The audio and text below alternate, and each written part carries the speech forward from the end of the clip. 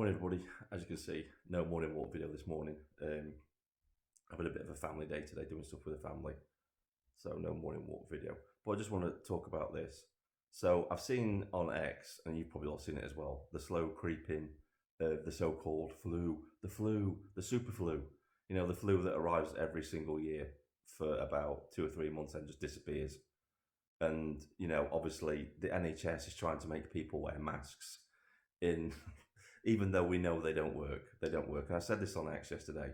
You have to have do some basic research into what masks do.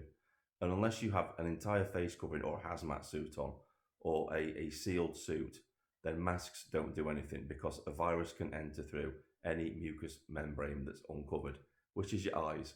And most of the time, if you walk into a room and someone's just sneezed, then the flu virus is airborne and it can enter through your eyes, your mucous membranes being your eyes. So if you're wearing a mask, it's doing absolutely nothing. So and people have shown that, you know, this, how small a virus actually is. And it's like chucking sand through a chain link fence wearing a surgical mask against flu. It really doesn't do anything.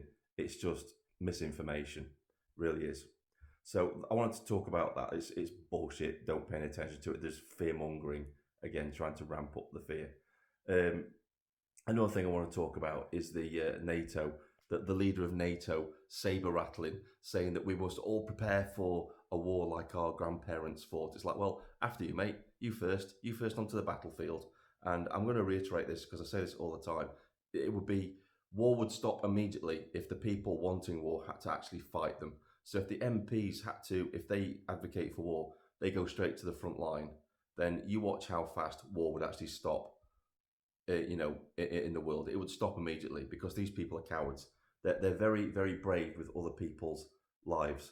So obviously, because President Trump has been slowly backing away from any conflict with Russia, NATO's starting to ramp up the saber rattling and stuff like that. And I keep saying it. Eventually, President Donald Trump, is going to pull out of the NATO. He's just going to pull out. He'll pull out of NATO and just leave them alone. And then basically it won't be NATO anymore.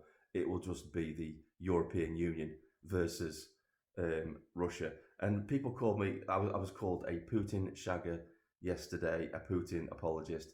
And that's just because I don't want war. I acknowledge that Putin is a dictator. Of course he is.